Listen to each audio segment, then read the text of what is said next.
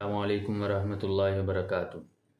حکیم قاری محمد عمر، چک نمبر 7 سینی بار شفاء المریض دواخانہ سے آپ سے مخاطب ہوں۔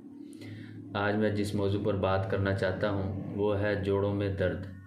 جوڑوں میں درد کیوں ہوتا ہے، اس کی بہت ساری وجوہات ہیں اور بہت ساری قسمیں ہیں۔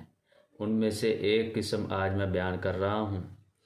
بعض لوگوں کے جوڑوں میں سردیوں میں بہت زیادہ درد ہوتی ہے اور تھوڑی سی سردی بھی ان کے لیے قابل برداشت نہیں ہوتی، اور جیسے جیسے سردی بڑھتی ہے ویسے ویسے جوڑوں میں درد بھی بڑھ جاتا ہے۔ تو رات کو ان کو سردی زیادہ محسوس ہوتی ہے۔ سردی کی وجہ سے ان کے جوڑ جو ہے وہ سوجنے لگ پڑتے ہیں اور جوڑوں میں سخت قسم کی شدید درد ہوتی ہے۔ بلڈ پریشر ان کا لو رہتا ہے اور نیند ان کو زیادہ آتی ہے، کام کرنے کو جی نہیں چاہتا، جسم میں ہر وقت سستی محسوس کرتے ہیں۔ تو ایسے لوگ جو ہیں ان کو بادی چیزیں اور ٹھنڈی چیزیں کھانے سے سردی کی شدت بڑھ جانے کی وجہ سے جوڑوں میں درد زیادہ ہونے لگتا ہے۔ طبیعت ہر وقت بے چین رہتی ہے۔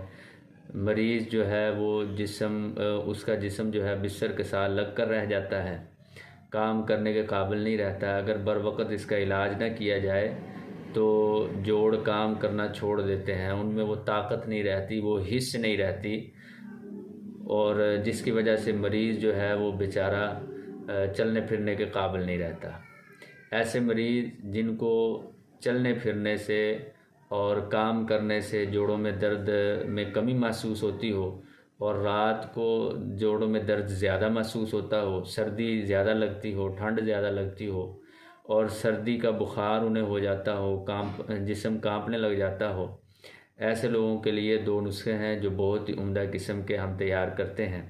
ان میں سے پہلا ایک نسخہ یہ ہے کہ ازراکی مدبر آپ نے لینی ہے 10 گرام، اور فلفل دراز آپ نے لینے ہیں 20 گرام، اور فلفل سیاہ یعنی کالی مرچ وہ آپ نے 30 گرام لینی ہے، اور زعفران 5 گرام، اور شنگرف جو مال کنگنی میں مدبر کی گئی ہو وہ بھی آپ نے 5 گرام لینی ہے۔ ان سب ادویہ کو اچھی طرح صاف کر کے پسوا لیں اور ان کی نخودی گولیاں بنا لیں شہد کی مدد سے۔ صبح و شام 2 گولیاں ہمراہ قہوہ کے، اجوائن پودینے کا قہوہ یا لونگ دار چینی کا قہوہ یا تیز پتی والی چائے کے ساتھ صبح و شام 2 گولیاں استعمال کریں۔ اس کے علاوہ دوسرا نسخہ نمبر 2 جو انہی جوڑوں میں درد کے لیے بہت زبردست بہترین ہے اور سستا بھی ہے اور ہر بندہ بنا بھی سکتا ہے، اور اس سے فاسد مادے بھی خارج ہوتے ہیں۔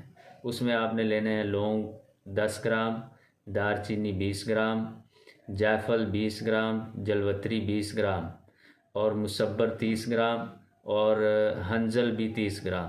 ان سب چیزوں کو اچھی طرح صاف کر لیں اور پیس کر ان کے 500 mg والے کیپسول بھر لیں۔ صبح و شام ایک کیپسول استعمال کریں، انشاءاللہ اس سے فاسد مواد بھی خارج ہو جائے گا اور جوڑوں میں درد بھی آہستہ آہستہ ختم ہو جائے گی۔ دعاؤں کا طالب حکیم قاری محمد عمر، چک نمبر 7 سینی بار، ضلع ننکانہ صاحب۔